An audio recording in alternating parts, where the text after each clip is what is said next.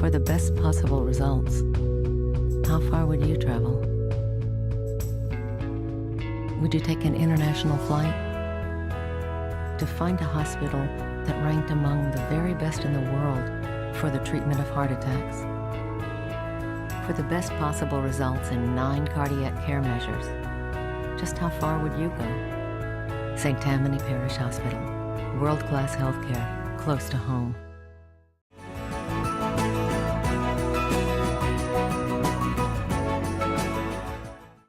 Welcome to Healthy Living, brought to you by St. Tammany Parish Hospital. I'm your host, Amanda Paxton. Today we have 3 guests here from the hospital to discuss our Expansion 2020 project and to let the community know what we're doing to grow our hospital for you.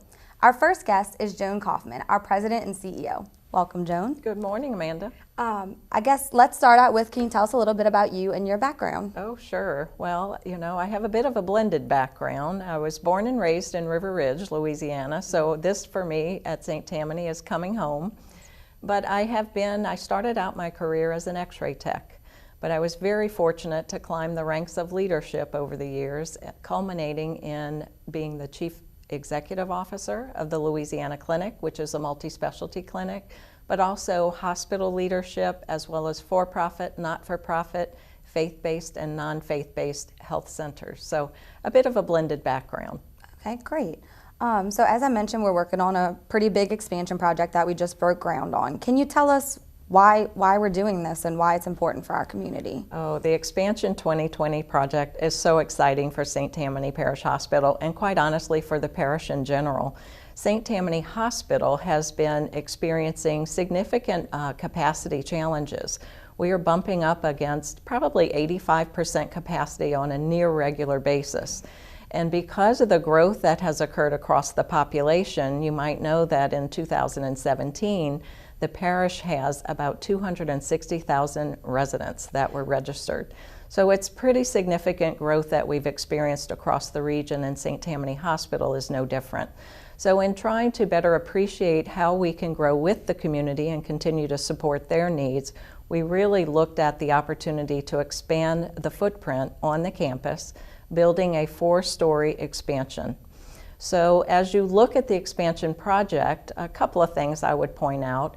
We partnered with Ochsner Health System back in 2014. So already a growing community and a thriving hospital, that really allowed us to just grow exponentially since that time.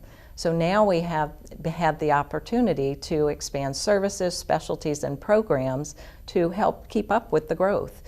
So we're very excited about it. When you look at the project and you look at the 5-year forecast of growth in the community, it looks like we'll hit about 5.7% growth over the next 5 years, which outpaces the nation at 3.8%. So it's an exciting proposition to us, but we want to be very diligent in how we approach it.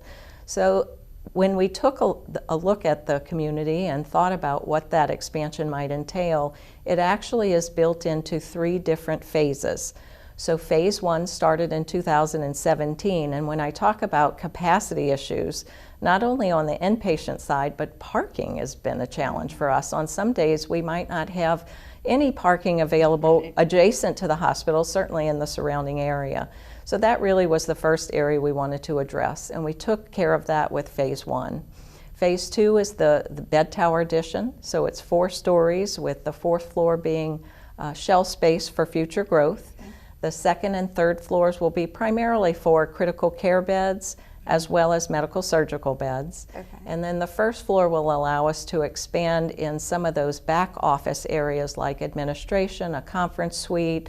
The physicians will have access closer to the facility to park so that they can get in and out more readily and allow us the opportunity in phase 3 to really help those back office functions like food service, pharmacy, etc., to really expand their footprint as well. Okay. You mentioned kind of looking at the 5-year forecast, and can you talk a little bit about how the hospital comes up with these plans, how you decide what you need, who's involved in that sort of thing, and how you decide what the community needs? Well, as you might expect, it's a pretty exhaustive process. I can imagine. And I mentioned Expansion 2020 starting in 2017, but the diligence around that probably started about 2 years prior to that. really looking and trying to forecast growth of the community and keeping pace with program services and specialties. So really the Board of Commissioners helps to drive that along with the executive leadership team at the hospital. But they partner with the community to better understand and appreciate what services the community would like to see at the hospital, as well as how easy it is to access our services. And then we also partner with the city officials and also the parish officials to make sure that when we do plan a process to build or expand, that we take into account any permitting or zoning ordinances or anything like that that might add value to the process. We try to be very inclusive in the process because this really is a parish asset. Right, exactly. Great. And so you mentioned who was involved. Do you work with any sort of consultants or any companies like that to kind of make sure, you know, we have all the experts in the room? We do, and we use both healthcare consultants as well as engineers and architects to help us really come up with that plan, and quite honestly help us to keep pace with the vision that we have in terms of the aesthetics of St. Tammany Parish Hospital today. What's been so important to the Board of Commissioners is making sure that when they plan to do an expansion on the campus, they look way ahead into the future. So for example, as they look at this expansion project, it's a 4-story bed tower addition, but it also allows for a 5th floor expansion across the entire facility should we have the need to add further capacity down the road. So to me, it's just a brilliant composition, right, kind of an orchestra, if you will, of a lot of different participants and constituents that help to bring this dream to fruition. Okay, great. Well, thank you so much for being here. Up next, we have Sharon Toops, our Chief Operating Officer, to give us a little more details about Phase 1 in the expansion project. The North Shore. It's our place, where finer things are sometimes the simple ones. Social, sweet, and spirited, but always in harmony. Around here, life is about great things coming together. St. Tammany Parish Hospital and Oxnard, collaborating in the name of community. Welcome back to Healthy Living, brought to you by St. Tammany Parish Hospital. Our next guest is Sharon Toops, Chief Operating Officer of the hospital, here to tell us a little more about Phase 1 of our expansion project. Welcome, Sharon. Welcome. Can you first give us a little bit about your background and what you do at the hospital? Yeah, I have, much like Joan, I have a clinical background. I graduated over 35 years ago, I hate to say that, as a physical therapist, and worked at Oxnard Hospital for 18 years and quickly started moving up into management roles. Ended there in hospital administration over some of the professional services like lab and radiology and the therapy areas. And then I've been at St. Tammany Parish Hospital for 17 years now as the Chief Operating Officer, and I have responsibility for most of the professional clinical areas as well as the support areas of the hospital. So it's a big job, but I really enjoy it. Okay, great. Well, Joan mentioned the different phases of the expansion project, starting with Phase 1, parking and expanding some things inside the hospital. Can you go into a little more detail about what has been done and why? Yeah. As Joan mentioned, the planning for this project began probably some 4 years ago. And we used consultants, as you heard, and we looked at every area of the hospital from outpatient to inpatient and looked at population growth, what the needs were for the future. And from that came a plan, and we put it into 3 phases. Phase 1 was the things that we could do immediately as we were planning phases 2 and 3. So it included an expansion of our hospital pharmacy, which is much needed as we add the beds online. It included an expansion of our laboratory. We are currently adding 4 beds of a PICU, a pediatric ICU, which is a new service for our hospital, and that'll be ready in February of this year. And then we also added a 4th cath lab as part of Phase 1 in the project. So a lot of clinical services as well as the parking expansion. And we really had to address parking to be able to have the room for the construction on campus. And our goal there was really to have close, convenient parking, both for our staff, but mainly for our visitors at the hospital. And so the last phase of that is being done right now. We expect it to be done by the end of the year. And then hopefully all of our employees will park off campus, and all of the parking at the main campus will be for visitors and patients. Okay, great.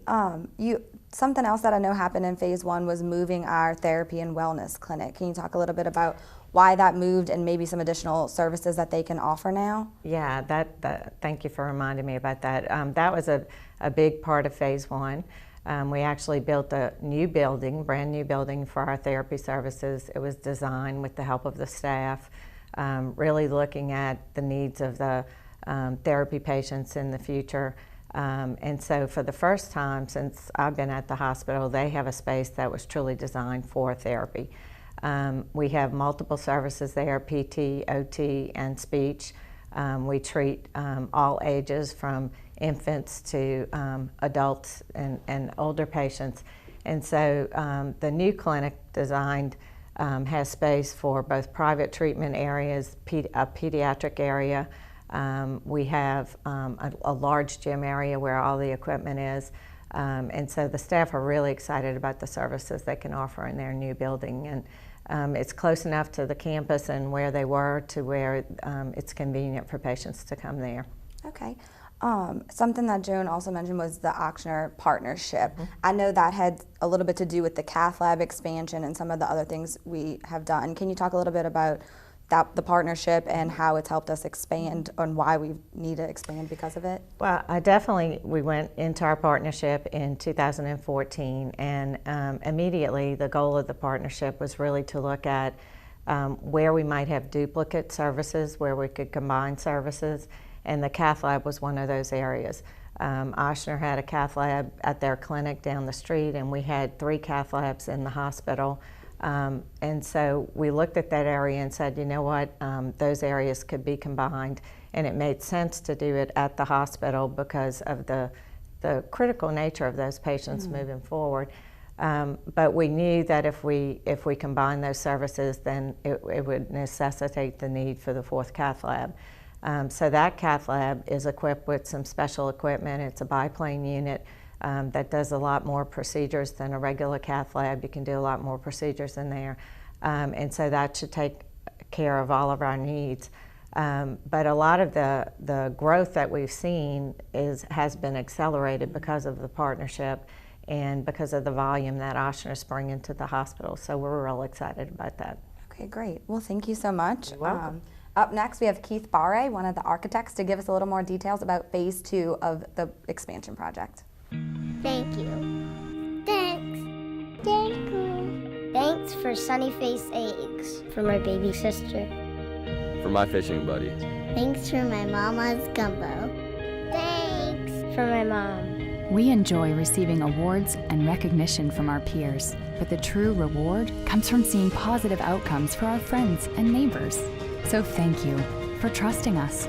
St. Tammany Parish Hospital, world-class healthcare close to home.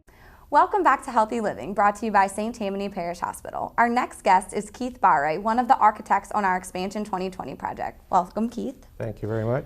I guess first give us a little bit about background of yourself and your background with the hospital. Okay. Our firm, FLWB Architects, has been working for St. Tammany for 26 years now. We started working back in the early 80s, mid 80s, and we've worked on a variety of different size projects over those years. Myself personally have been there 26 years, and I've worked at St. Tammany for 26 years. So I've seen a lot of change from the physical buildings. And in those years, the largest addition or expansion that was done was back in 2000, the New Millennium Project. Prior to that, the hospital, when it opened in 1954, had been added on to 10 different times. Oh, wow. And those additions would occur wherever the space allowed, so consequently it was not always in the best clinical arrangement. For example, the front door, you went in the front door, there was a "You Are Here" map that would actually give the visitors the opportunity to find the way around the hospital because the corridors were like a rabbit warren basically as it expanded. The CT room was right off the main lobby, so obviously there were a lot of things that needed to be fixed. So in 1998, the Board of Commissioners authorized the New Millennium Project, which was really a reconfiguration of the entire hospital from a community rural type hospital to the regional medical center that it is today. And in that project, basically, we demolished a lot of the existing one-story building that had happened over the years, reconfigured the circulation to separate clinical areas from public areas, and in doing so set the tone for the future of the hospital going forward as a community medical center. So that project was completed in 2004, which was the 50th anniversary of St. Tammany Parish Hospital.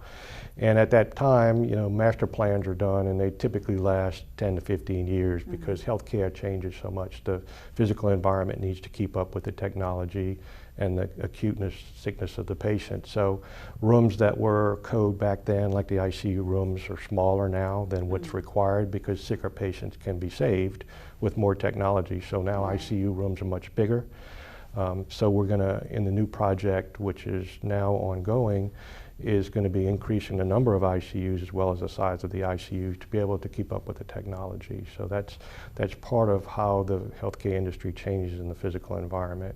And every 10 to 15 years, a facility needs to upgrade their physical plant, reevaluate their master plan based upon the changes of healthcare as they occur, because ideally nobody has a crystal ball. You know, you can't healthcare, you can't do crystal ball gazing to determine what's going to happen. So you make the best plans you can to allow for that flexibility, and the board has always done that. So. Okay. I guess, so you talked a little bit about expanding the ICU space. Can you give us a little more details about what exactly is going to be included in the new expansion? The new expansion on the first floor is going to be typically administrative area. They'll be moving out of the existing building, as well as a larger conference center for education outreach for the community, some physician parking. The second floor will be 30 new ICUs, which will take the place of the existing 20. They'll be conveniently located to surgery, so it's direct access, as well as satellite radiology, so that in the event that a critical patient needs a CT scan or another radiology procedure, they don't have to be transported across the hospital to the existing radiology. The third floor will be 2 20-bed med-surg units that will again allow the facility to offload the existing semi-private rooms that are there. Currently, semi-private rooms exist. They're not desirable. Nobody wants to be in one. Right. So at the end of this project, it'll be all private rooms, so that it would make that much more convenient and nicer for the patients. Okay. And then, of course, the floor shell that was mentioned earlier is for the future space, whatever that may be developed. Okay. Can you explain, for those who know where the hospital is and how it kind of looks now, can you kind of explain where the project is going to take place? Yes, it's going to be directly to the south side of the existing 4-story building. Currently, that's where the existing doctor's parking lot is, so it'll be connected at that point. If you're familiar with the hospital, there's currently a brick or masonry covered walk that extends to the south, kind of out in the middle of the parking. That will become a concourse that will then connect the new addition to the existing main lobby, so it'll actually work together as a concourse from one building to the other. It'll have its own lobby down there, but the main entrance will remain in the main lobby. Okay. But that's where it'll be located on the site. Okay, I was going to ask that. I know we often call it a tower or something, you know, we use those kind of terms, but it's going to be completely connected to the old building and just kind of flow, correct? It'll be connected. You won't be able to tell the difference. And that's part of the Board of Commissioners' goal over the years, is as the hospital is developed, is to make it look like a unified campus, even though all the additions that have occurred since 2000 when the Millennium was done, the MOB across the street, the Sky Bridge, the emergency department, the addition on top of 2 North, which was 3 North that was recently completed. The aesthetic language is the same, so that you don't drive up and say, well, that building was added in this year and that was added this year, and it creates a unified campus look, and that's always been a goal of the Board of Commissioners to do that. Which I know from personal experience, walking through, even when you're inside the hospital, it's hard to tell what pieces are different pieces or what pieces were there beforehand. And that's always the intent, and I think, you know, I did want to mention this too, because I know what we call the bricks and sticks. I mean, it's the physical environment improvements that occur at the hospital. But over the 26 years that I've been there, I have to give a shout out to the staff, to the Board of Commissioners, to the administrators, because what remains the same, even though things change, what remains the same, I think, is the culture there that can't be replaced. I think there's a culture of care that occurs at St. Tammany that doesn't occur at other places. I mean, they can have the same bricks and sticks, so to speak, but I don't think that's what people go there for. I think that's been a reputation of this hospital for years, and I'm proud to be a part of that. My kids were born here, we go here, so it's not only do I work there, I also am a customer, so to speak. Many of us are. Yes. Well, thank you. I guess the only other thing I wanted to ask is, how long is the project expected to take? I know we've already completed some phases that started in 2017, but we're calling it 2020. Is that when it's expected to be completed? 2020, the summer of 2020, the main addition should be completed. That's when all the new beds will go online, the semi-private rooms will be decanted, the new services will be there. And then what happens is, after that, there'll be about another year-long project, which will be interior renovations. And what will happen then is, a lot of the departments that are moving into the new tower, those spaces will be backfilled or renovated to serve other uses. Dietary will be enlarged, surgery, central sterile will be moved to the first floor where administration is, which frees up room for another OR where the current central sterile is. So there's a lot of dominoes that'll take place once the new building is occupied. So by the summer of 2021, theoretically, we should be done with the entire project, and that should take you to the year 2030 and beyond. And awesome. Well, thank you so much. I appreciate you coming here and letting our community know what's going on at the hospital. Okay. You're very welcome. Awesome. Thank you. I'd like to thank Joan, Sharon, and Keith for being here today and giving our community some great information about our Expansion 2020 project. This has been Healthy Living, brought to you by St. Tammany Parish Hospital. I'm your host, Amanda Paxton, and we'll see you next time.